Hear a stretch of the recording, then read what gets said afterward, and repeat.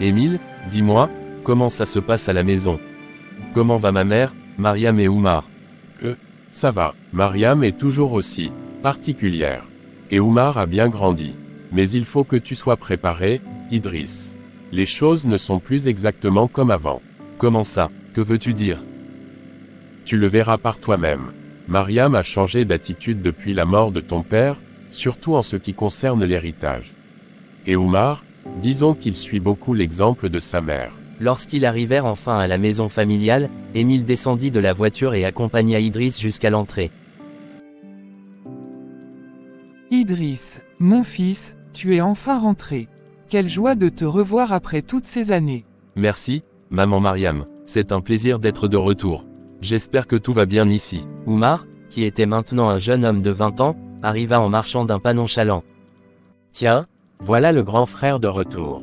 Alors, monsieur l'Allemand, comment c'était là-bas? C'était une expérience enrichissante. Et toi, Oumar, comment vont tes études? Idriss, tu dois être fatigué du voyage. Va te reposer dans ta chambre. J'ai préparé un bon repas pour toi. Si tu as besoin de quoi que ce soit, appelle-moi. Je suis là pour toi. Le lendemain matin, Idriss se leva tôt, prêt à prendre les choses en main pour continuer l'héritage laissé par leur père. Il enfila un costume élégant, se préparant pour sa première journée au bureau depuis son retour. En descendant au salon, il trouva Oumar installé sur le canapé, les yeux rivés sur son téléphone. Oumar, bonjour. J'ai pensé à quelque chose. Je veux que tu m'accompagnes aujourd'hui au bureau. Moi, mais, je n'ai pas encore terminé mes études, Idriss. Pourquoi voudrais-tu que je vienne? Je sais que tu n'as pas encore fini, mais il est temps que tu commences à te familiariser avec les affaires de notre père. Tout ce qu'il a construit, il l'a fait pour nous deux. Tu as autant le droit que moi de connaître comment tout fonctionne. Et qui sait, peut-être que cela t'inspirera pour ton futur. D'accord, grand frère. Merci pour cette chance. Je te promets de donner le meilleur de moi-même. Parfait. Alors, allons-y. Une grande journée nous attend. Une fois arrivé au bureau, Idriss présenta Oumar à l'équipe en expliquant qu'il allait apprendre les bases de l'entreprise et travailler à ses côtés. En fin de journée, alors qu'ils rentraient chez eux, Oumar se tourna vers Idriss avec un sourire sincère. Merci, Idriss. Je ne pensais pas que ce serait aussi intéressant. Je suis vraiment heureux de faire partie de tout ça. Je suis fier de toi, Oumar. C'est seulement le début. Ensemble, nous pouvons faire de grandes choses. Quelques mois passèrent, et Oumar, malgré son enthousiasme initial, commença à dépenser l'argent de l'entreprise de manière inconsidérée.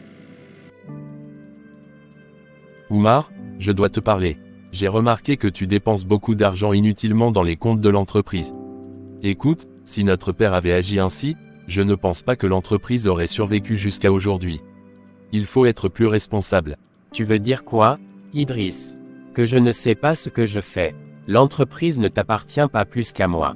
C'est l'héritage de notre père. Je fais ce que je veux avec ma part. Je ne dis pas que tu ne fais pas partie de l'entreprise. Je dis juste que si nous voulons préserver ce que notre père a construit, nous devons être prudents. Je suis ton grand frère, et c'est mon rôle de te rappeler ce genre de choses. Arrête de te comporter comme si tu étais mon patron. Si tu veux diriger l'entreprise tout seul, dis-le clairement. Mais ne me parle plus jamais sur ce ton. Et rappelle-toi que l'entreprise n'est pas la tienne, elle est à notre père. À ce moment-là, Mariam, leur mère, entra dans la pièce après avoir entendu leur dispute. Idriss, qu'est-ce que j'entends? Tu parles à mon fils comme si c'était ton employé. Tu oublies qu'il est ton frère. Tu n'as aucun droit de lui parler ainsi. Si tu veux diriger quelqu'un, commence par apprendre à respecter ta propre famille. Maman, je ne fais que dire la vérité. Je veux juste qu'il comprenne que ce qu'il fait peut nuire à l'entreprise. La vérité, c'est que tu te prends pour le chef de tout ici. Mais laisse-moi te dire une chose, mon fils n'est pas ton employé. Si tu veux qu'on te respecte, commence par nous respecter d'abord.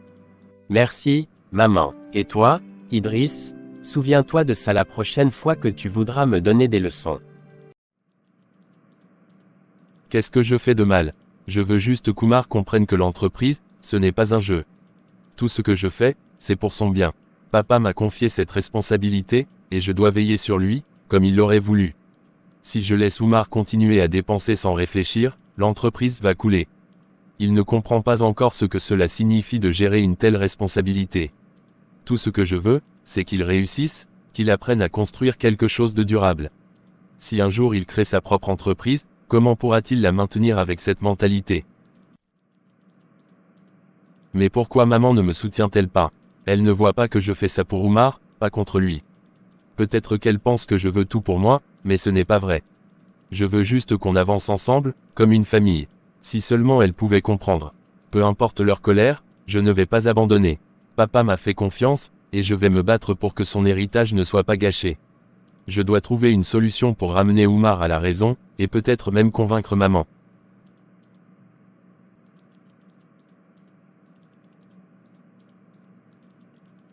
Idriss, qui faisait le tour des bureaux de l'entreprise pour vérifier les progrès des équipes, tombe par hasard sur une scène troublante. Oumar, dans un coin isolé, tente de séduire la secrétaire.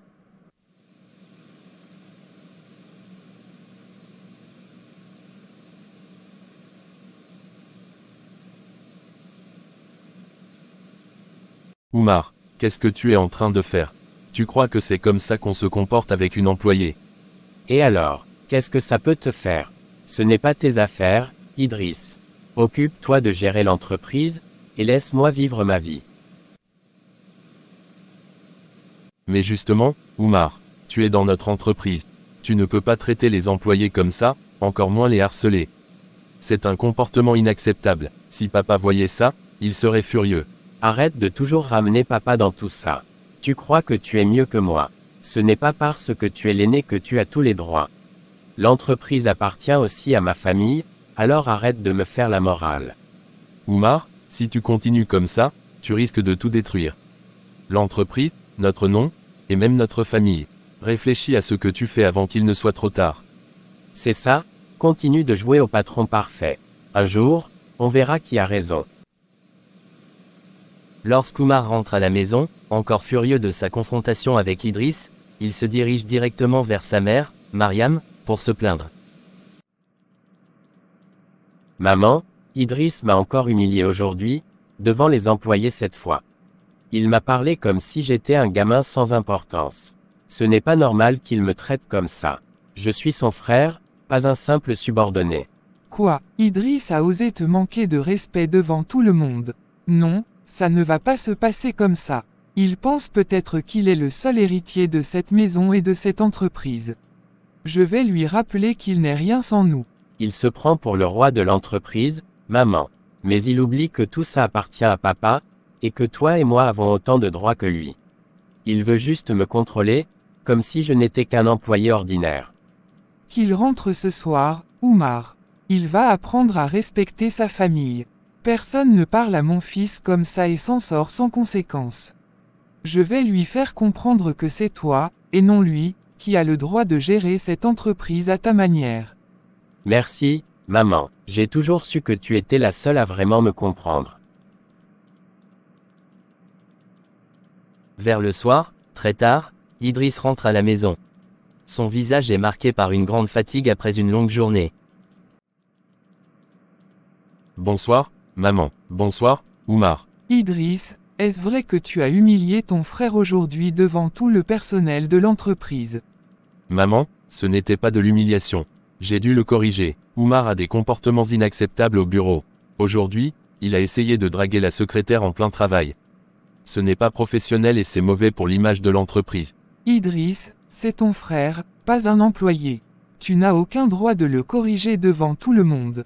Si tu avais un problème, tu aurais dû venir m'en parler, pas l'humilier comme ça.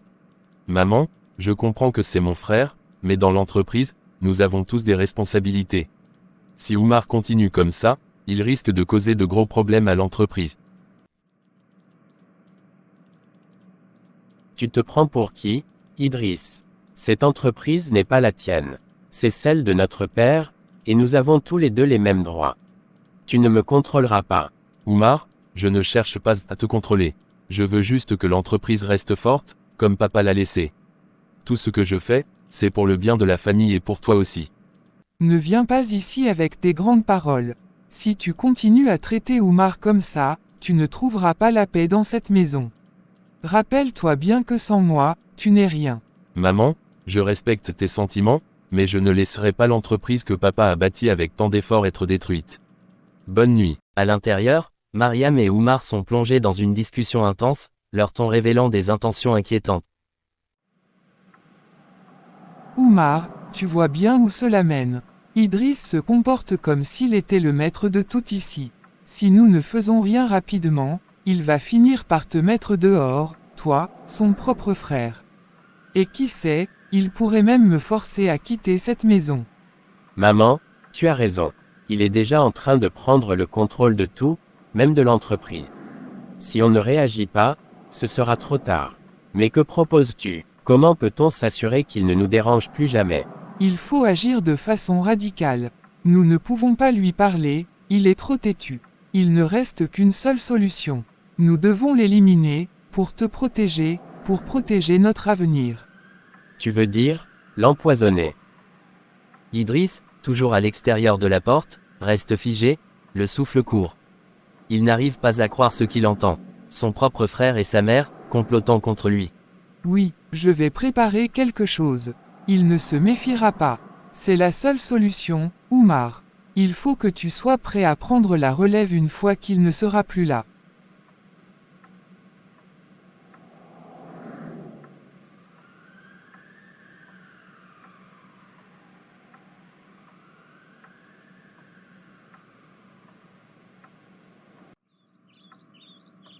Ma propre mère et mon frère, comment ont-ils pu penser à une telle chose? Vouloir m'empoisonner, pourquoi? Je n'ai jamais fait que les protéger. Est-ce là la gratitude? Vouloir me tuer pour prendre ma place? Je dois réagir. Mais comment?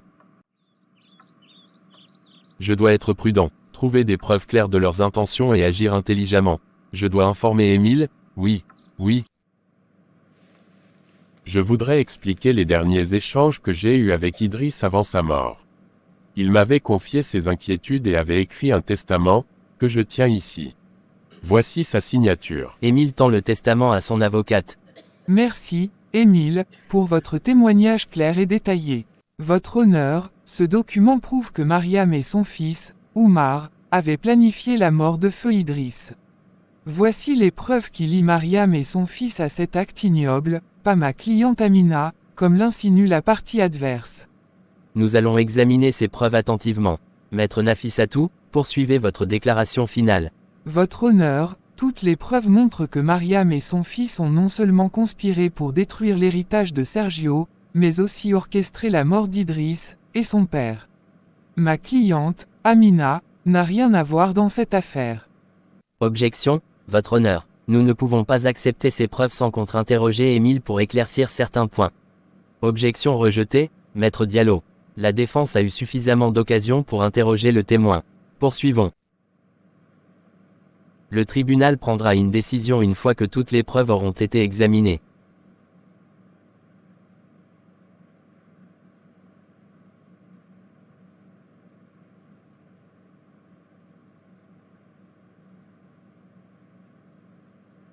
Mesdames et messieurs, la Cour a examiné attentivement tous les éléments de cette affaire. Après des semaines de témoignages, de preuves solides, et de contre-interrogatoires, il est temps de rendre le verdict. Cette affaire ne concerne pas seulement la mort tragique d'Idriss, mais aussi un complot orchestré avec malveillance pour détruire l'héritage familial et semer la discorde. Il fait une pause et regarde directement Mariam et Oumar, assis avec leur avocate, Maître Diallo. Mariam et Oumar, les preuves contre vous sont accablantes. 1. Le testament d'Idriss révèle ses craintes profondes à votre égard. 2. La vidéo de surveillance montrant Mariam manipulant le plat d'Idriss la nuit du drame. 3. Les témoignages d'Émile, d'Amina, et les incohérences dans vos propres déclarations. Votre honneur, je ne voulais pas ça, je voulais seulement protéger mon fils. Tout ce que j'ai fait, c'était pour lui. Je n'ai jamais voulu qu'Idriss meure. Votre prétendue intention de protéger votre fils ne justifie en aucun cas vos actions. Vous avez trahi non seulement votre famille, mais aussi l'honneur de votre défunt mari, Sergio, qui a construit cet empire pour ses enfants. Vous avez empoisonné l'unité familiale pour votre égoïsme. Mon frère n'avait pas le droit de me traiter comme un moins que rien. Ce n'est pas juste. Oumar, ce n'était pas de la justice que vous cherchiez, mais de la vengeance. Vous avez choisi une voie destructrice qui a coûté la vie à votre frère et blessé toute votre famille. En vertu des lois de ce pays, Mariam et Oumar sont reconnus coupables des chefs d'accusation suivants: conspiration en vue de commettre un meurtre, empoisonnement ayant conduit à la mort, détournement et tentative de fraude sur des biens familiaux.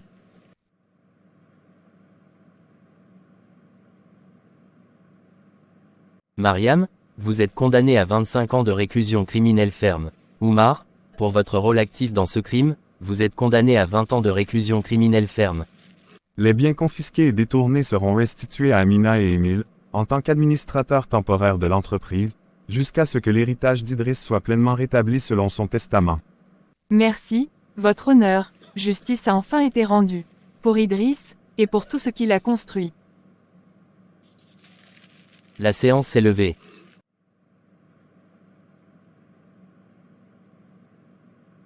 Merci beaucoup, merci 1000 fois beaucoup, maître Nafissatou. Ma fille chérie. Maman, nous avons gagné cette affaire. La trahison, l'envie et l'avidité peuvent détruire les liens les plus sacrés. Cultiver l'unité, la sincérité, et le respect des valeurs familiales est essentiel pour préserver un héritage durable.